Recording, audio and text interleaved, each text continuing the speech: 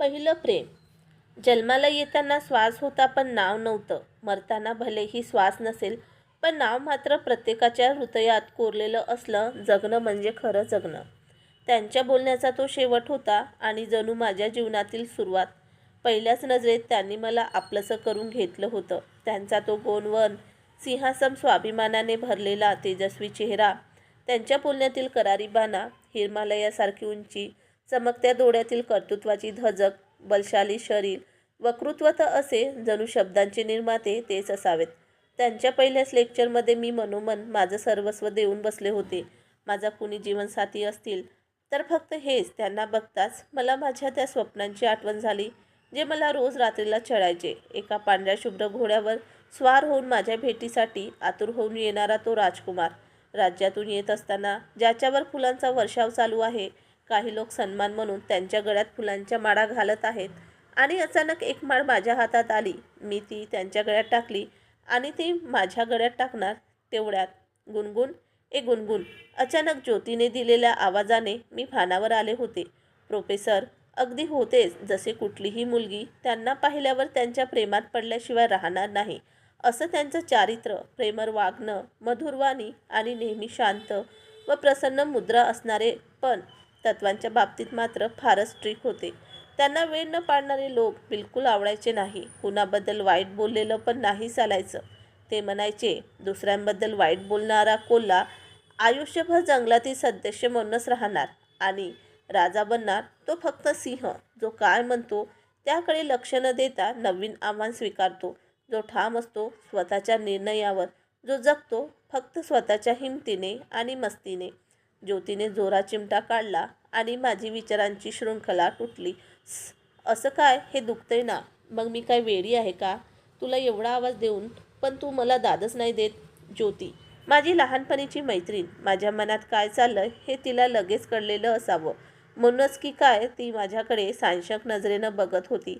काय झालं? एवढं काय बघते? मी तिला विचारलं. एवढ्या लवकर असं चांगलं नव्हे. आज पहिला दिवस आहे कॉलेजचा. अगं तसं काही नाही म्हणत मी तिला नाकारलं होतं. आज कॉलेजला जायला जरा उशीरच झाला होता, म्हणूनच आम्ही दोघी घाईघाईने निघालो होतो. कारण पहिलंच लेक्चर त्यांचं असायचं. कसंबसं आम्ही कॉलेजमध्ये पोचलो आणि पोचतो न पोचतो तोच प्रोफेसर वर्गात आले होते. सगळा वर्ग शांत. एरवी मोबाईलमध्ये असणारे 220 डोळे फक्त प्रोफेसरांकडे होते. प्रत्येकजण त्यांना ऐकण्यासाठी उत्सुक असायचा. त्यांनी बोलायला सुरुवात केली आणि इकडे माझ्या हार्टबीटची स्पीड वाढायला लागली. त्यांनी शिकवायला सुरुवात केली. आजच्या कवितेचं नाव आहे प्रेमाचा गुलकंद. प्रेम म्हटलं तसं सर्वांचेच कान टवकारले गेले. सगळेजण मन लावून ऐकत होते. काय कल्पना होती ती? दोन जीवांनी एकमेकांकडे पाहणे म्हणजे प्रेम नाही. दोन जीव वेगळे नसणे म्हणजे प्रेम. वेली झाडांशी एक जीव होते ते खरे प्रेम. पृथ्वी सागरात एकरूप होते ते खरे प्रेम. सुखासाठी निकड हास्याची भरती आणि दुःखासाठी ओहोटी म्हणजे खरे प्रेम. शेवटपर्यंत तव्यावर भाजल्या जाणाऱ्या दवबिंदूने निभावलं ते खरे प्रेम. प्रेमात मर्यादा नसते, भय नसते, अपेक्षा नसते. असते ती फक्त जाणीव. न बोलताही एकमेकांच्या मनातील भाव कळतो. हे ऐकल्यावर मी तर थक्कच झाले. त्यांना कसं कळलं? ते माझ्याबद्दल बोलत असतील का? क्लास संपला तसं मी न राहून सरांना गाठलं खरं, पण अचानक ते समोर आल्यानंतर काय बोलायचं तेच मला सुचेना. अगं बोल ना, काय झालं? ते मला म्हणत होते, परंतु मला तर काही सुचत नव्हते. सर, तुम्ही खूप छान शिकवता. प्रत्येक शब्दाला एक वेगळी धार असते. काहीतरी करून दाखवण्याची हिंमत निर्माण होते. आणि तुमची ती फेसबुकवरील कविता देखील वाचली. मनातली गोष्ट करायला मिळणं म्हणजे खरं जगणं. अस्तित्व निर्मितीसाठी लढणं म्हणजे खरं जगणं. स्वप्नांना सत्यात उतरवणं म्हणजे खरं जगणं. प्रत्येक श्वासात सामर्थ्य असणं म्हणजे खरं जगणं. त्रास देणाऱ्यालाही सहज माफ करणं म्हणजे खरं जगणं. स्वतः पुढे जाऊनही इतरांसाठी थांबणं म्हणजे खरं जगणं. आपल्यावर हसणाऱ्यालाही स्मित देणं म्हणजे खरं जगणं. मृत्यूलाही आपलंसं करून घेणं म्हणजे खरं जगणं. कसं काय सुचतं सर तुम्हाला? मी जेव्हापासून वाचलंय मी तुमची खूप मोठी फॅन झाली. अगं थांब थांब, श्वास तर घे. आधी मला सांग, तुला काय चहा प्यायची का माझ्याकडून? तू एवढी बोललीस म्हणजे नक्कीच काहीतरी असणार. हा हा हा नाही सर, असं काही नाही. जे वाटलं ते सांगितलं आणि मला पाहिजे असेल तर मी मागून घेईल. अल्लड आवाजात मी बोलले. ज्योती तर माझ्याकडे अवाक होऊन पाहत होती. मी एवढं कसं काय बोलत आहे? प्रोफेसर हसले आणि हसत हसत एक आल्हादपण प्रेमळ कटाक्ष टाकत थँक्स म्हणाले आणि निघून गेले. ते असेच विनोदी, आत्मस्तुती आणि परनिंदा यापासून कोजणं दूर होते ते. ते मानायचे की आत्मस्तुतीने माणूस पोकळ बनतो. त्याला नेहमी गरज पडते ती दुसऱ्यांच्या मताची, ज्यामुळे इशाऱ्यांवर चालणाऱ्या मोठ्या बावल्यांपेक्षा स्वतःच्या मर्जीने जगणारी मुंगी श्रेष्ठ. 6 महिने लोटले होते. फर्स्ट सेमिस्टर संपले होते आणि मी मराठी विषयात 95 मार्क्स घेऊन टॉप केले होते आणि ठरल्याप्रमाणे सराकडनं मला ट्रीट मिळणार होती. त्या ट्रीटपेक्षाही मला महत्त्वाचं होतं ते म्हणजे सरांसोबत निवांत वेळ. या मधल्या काळात बरंच काही घडून गेलं होतं. ते आता माझ्यासाठी हृदयातील प्रोफेसर बनले होते. आम्ही कळत नकळत एकमेकांच्या अगदी जवळ आलो होतो. मी नसेल तर ते ज्योतीला खूप काळजीपूर्वक हमखास विचारणार, गुणगुणची तब्येत तर ठीक आहे ना? आणि ते नसतील तर मला तर एक सेकंदसुद्धा महिन्यासारखा वाटायचा. त्यांच्या बाबतीत तर काय बोलणार, माझंच काय, सगळ्यांनाच ते नसताना कॉलेजला पण यायची इच्छा व्हायची नाही. बाकीच्या लेक्चरला 20-25 जण असणार तर प्रोफेसरांच्या लेक्चरला हॉलमध्ये बसायला जागा मिळायची नाही. सिलेबस संपताना त्यांनी अनाऊन्स केलं होतं की माझ्याकडनं मराठीमध्ये टॉप करणाऱ्याला डिनर असेल आणि म्हणूनच मी दिवस रात्र मेहनत करून ही ट्रीट मिळवायचीच हे मनोमन ठरवलं होतं. उद्या माझं स्वप्न सत्यात उतरणार होतं, पण आजची रात्र ती कधी संपणार, काय होत होतं कुणास ठाऊक. काहीच कळत नव्हतं. कधी उद्याची संध्याकाळ होते असं वाटत होतं. प्रत्येक क्षण एखाद्या जन्मासारखा वाटत होता. अगदी आतुर झाली होती मी. पण शेवटी पेन घेऊन डायरीमध्ये लिहायला सुरुवात केली. चांदण्या रात्रीत या आज माझी पहाट सजली. अंधाऱ्या वाटेवरती शुभ्र बकुडी कशी बरसली. का नाही ती मग मृगगंध मातीचा तना मनात बसवते. 2 जीवांच्या आतुर मिलनास नखशिकांत तरसवते. जे हृदयातील प्रोफेसरांबद्दल वाटत होते ते सगळं लिहून काढलं. मनावरील भार हलका झाल्यासारखं वाटतं. लिहिता लिहिता कधी झोप लागली कळलंच नाही. इकडे प्रोफेसर सरांनाही झोप लागत नव्हती. कारणही तसेच होतं. एव्हाना त्यांच्याही लक्षात आलं होतं की गुणगुण काय विचार करत आहे. तशी तीही अतिशय सुंदर, कुणी, तत्तन्नी, गंगेची प्राजळता, चंद्राची शीतलता असणारी. तिची जिद्द नक्कीच त्यांना आवडली होती. महत्त्वाकांक्षी, जे ठरवलं ते मिळवणारी. एक जीवनसाथी म्हणून अजून काय हवं असतं? She was just beauty with brain. घराची परिस्थिती जेमतेम असल्यामुळेच तिला बऱ्यापैकी गोष्टींची जाणीव होती. मेहनत भरपूर करायची. फर्स्ट इयरला असूनही तिची मॅच्युरिटी एखाद्या गृहिणीप्रमाणे होती. परंतु ज्या विद्यार्थिनीला मी शिकवतो तिच्यासोबत असला प्रकार हे त्यांच्या तत्वात न बसणारं होतं. पण कितीही नाही म्हटलं तरीही अवघ्या 26 वर्षात त्यांनी ही नोकरी, हे पद, हे ख्याती कमावलेली होती. अजून लग्नाचा विचारही नव्हता. पण कधीतरी कुणाशी तरी करायचंच मी, ही का नको? बाहेर मस्त विजा चमकायला लागल्या आणि पावसाच्या सरींनी या विचारात भर घातली. गरम गरम चहा बनवण्याची प्रोफेसर सरांना खूप आवड होती. त्यांनी गॅस पेटवला. एक पातेलं धुवून घेऊन गॅसवर ठेवलं आणि त्यात चहापत्ती, अद्रक आणि मस्तपैकी मलाईदार दूध टाकले. अद्रकीने कडकपणा वाढवला होता. अगदी 3 ते 5 मिनिटातच चहा उकळायला लागली. चहाचा सुवास आता सगळ्या घरात पसरला होता. त्यांना गिफ्ट म्हणून मिळालेल्या गुणगुण कपात तो चहा टाकला. हो, गुणगुण कप. तिने वाढदिवसाला दिलेला कप होता तो. त्या कपात चाय ओतून फ्लॅटमधील आवडीच्या ठिकाणी म्हणजेच खिडकीजवळ येऊन प्रोफेसर उभे राहिले.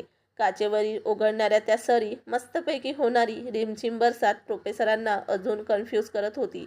तेवढ्यात त्यांनी बघितलं, एक माशी कपात पडली होती. तिला बघून त्यांनी कप लगेच बाजूला ठेवला आणि बाहेर बघू लागले. मूड घालवला म्हणून आज माशीवरती ते रागवलेही होते आणि तिची त्यांना कीवही वाटत होती. किती मजबूर आहे ही, ठरवून सुद्धा बाहेर पडू शकत नाही. आणि लगेच त्यांच्या डोक्यात टूप पेटली. त्यांचंच वाक्य त्यांना आठवलं. प्रेम तुम्हाला मजबूत बनवतं असेल तर ते शस्त्र आहे आणि जर ते तुम्हाला कमकुवत बनवत असेल तर कीड. चहा इतका सुंदर असूनही, मूड एवढा भारी असूनही चव न घेता ठेवून द्यावा लागला. कदाचित असंच आपलंही होईल. सगळ्या चांगल्या गोष्टी असूनही एक कलंकच आपल्याला सर्वांपासून दूर करेल. तर मग ठरलं, उद्या तिला समजावून सांगायचं आणि एक गोड स्वप्न म्हणून हे सगळं विसरून जायचं. आताशी कुठे जरा हलकं वाटायला लागलं आणि विचार करता करता सोफ्यावर त्यांना कधी झोप लागली कळलंच नाही. संध्याकाळी 5 वाजले होते. फक्त एकच तास बाकी होता 6 वाजता. कोकण किनारा हॉटेलमध्ये भेटायचं ठरलं होतं. त्याप्रमाणे नेहमी 10 मिनिटात तयार होणारी गुणगुण आज मात्र 1 तास झाला तरी एकाच प्रश्नावर होती. नक्कीच चांगला दिसेल ना हा ड्रेस? त्यांना आवडेल ना? सांग ना ज्योती प्लीज. अगं हो, तसंही तुम्ही कुठे सजावटीला बघणार आहात? तुम्ही तर मनाच्या शृंगालावाले लोक. असं म्हणत ज्योतीने टोमणा मारला. ए नाही, तसं काय नाही बरं. सोड प्लीज, सांग ना, चांगला वाटेल ना? त्यांना आवडेल ना हा ड्रेस? असं म्हणत हा 10वा ड्रेस तिने बदलला होता हे ओळखून ज्योतीने तिला वेळेची जाणीव करून दिली. 5:45 झाले. या क्षणाची तू कालपासून वाट पाहत आहे आणि आता त्यांना उगाच का तरसवणार आहेस? अरे देवा, खरंच की. असं म्हणत घाईघाईने मी घरातून निघाली आणि त्यांना अर्ध्या रस्त्यावर गेल्यावर कॉल केला. त्यांनी कॉल उचलला. हो, मी पोहोचतो, आता रस्त्यात आहे, आलोच, असं म्हणत त्यांनी बाय न म्हणताच कॉल कट केला. मी 6:30ला हॉटेलमध्ये पोहोचले होते. हॉटेलचे नावच कोकण किनारा. तिथे कोकणचा फील होता. थंडगार वारा, आजूबाजूला हिरवागार वातावरण, मस्त लॉन. वरती फिरले. काय बोलायचं याची रंगीन तालीमही झाली होती. पण आता मात्र असह्य झालं होतं. 2 कॉल केले तरी काही उत्तर मिळत नव्हते. आता 7:10 झाले तरी त्यांचा रिप्लाय नाही. हे बघून मी अजूनच अधीर झाले आणि रागही येत होता. यायचंच नव्हतं तर मग मला हो तरी कशाला म्हटले? आधीच नाही म्हणायचं ना? विनाकारण माझ्यासारख्या एकट्या मुलीला असं सोडून कुठे गेलेत कुणास ठाऊक? हे शोभतं का यांच्यासारख्या जबाबदार माणसाला?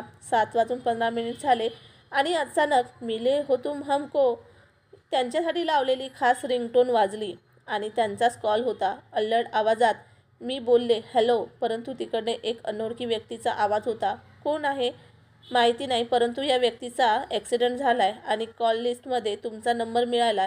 खूप जास्त रक्त वाहत आहे, त्यामुळे कुणीही जवळ यायला तयार नाही. लवकरात लवकर आलात तर बरं राहील. काय होतंय हे कळायच्या आतच देवाने बुद्धी दिली. मी ज्योतीला सांगितलं आणि सगळ्यांना बोलवून घेतलं. रस्त्याने एकटीच पडत होते. कुणाचीही पर्वा न करता बिनधास्त पडत होते. 5 मिनिटेसुद्धा एक काळ असल्यासारखं वाटत होते. तिथे पोचले आणि त्यांना पाहिले. आता मात्र माझी शुद्ध हरपली आणि काय होतंय ते कळण्याच्या आतच मूर्छित होऊन मी धाडकन जमिनीवर कोसळले. जाग आली तेव्हा मी एक रंगहीन भिंती असणाऱ्या हॉस्पिटलच्या बेडवर होते. माझ्या बाजूला ज्योती बसलेली होती. तिला अपेक्षित प्रश्न मी नजरेनेच विचारला होता. तिने देखील एकही शब्द न बोलता तिच्या डोळ्यातील आसवांनी मला उत्तर दिले आणि तशी मी गारठले. माझ्या आनंदाने आणि जगण्याचे कारणही हरवले होते. हृदयातील प्रोफेसर आता अस्तित्वात नव्हते, तेही माझ्यामुळेच. ना मी त्यांना कॉल केला असता, ना त्यांनी कॉल उचलला असता, ना हे सगळं घडलं असतं. याला मीच सर्वस्वी जबाबदार आहे. पण हे माझ्यासोबतच का देवा? मला कधीच हवं ते दिलं नाहीस. एवढं रे काय माझ्याशी दुश्मनी? आता गुणगुणायची, परंतु ते सर्व विरहगीते, वेदना, दुःख, लाचारी अगदी नकारात्मक गुणगुणायची. तिचं लिखाण देखील बदललं होतं. काळ बदलला, वेळ बदलली, नियतीने सारे खेळ बदलली. निसर्ग हसता, ऋतूही बदलली. माझीच कापण केली उपेक्षा, आयुष्यभराची दिली प्रतीक्षा. मरण येत नाही म्हणून जगायचं असंच ठरवून ती दिवस काढत होती. ती अचानक 15 दिवसांनी प्रोफेसर तिला स्वप्नात भेटले. हसत हसत ते बोलत होते. गुणगुण ऐकून घे. शरीरावरती बंधनं फार असतात, परंतु कदाचित मी तुझा अस्वीकार केलाही असता, परंतु मी तुझं हृदय तोडावे हे नियतीला देखील मान्य नसावं आणि म्हणूनच तर हे सगळं घडलं. एक सांगू, मी जरी नसलो ना तरी तुझ्या हृदयात छोटीशी जागा माझ्यासाठी असू दे. अचानक मला जाग आली. एक नवी पहाट झाली होती माझ्या जीवनातही. आता माझे शब्दही बदलले. येईल परत जीवनी मग तो. ओढ एक ती मनी लागते, हळूच हसते स्वप्नी मग मी. स्वप्नातही अलगद जपते. स्वप्नी मजला रोज दिसे तो, गाली अगदी हळूच हसे तो. आणि शेवटी मी ज्योतीला भेटून सगळं सांगितल्यावर ती बोलली, गुणगुण बघ ना, हृदयातील प्रोफेसर हृदयातलेच झाले ना. मित्रांनो, तुम्हाला कथा कशी वाटली ते कॉमेंट्सद्वारे नक्की सांगा. आपण चॅनलवर नवीन आले असाल तर K3 मराठी कथा या चॅनलला सबस्क्राईब करायला विसरू नका. आपण कथा शेवटपर्यंत ऐकल्यामुळे आपले मनापासून आभार आणि माझ्या कथांना लाईक आणि कॉमेंट्स करायला विसरू नका. धन्यवाद. सबस्क्राईब माय चॅनल K3 मराठी कथा. थँक्यू.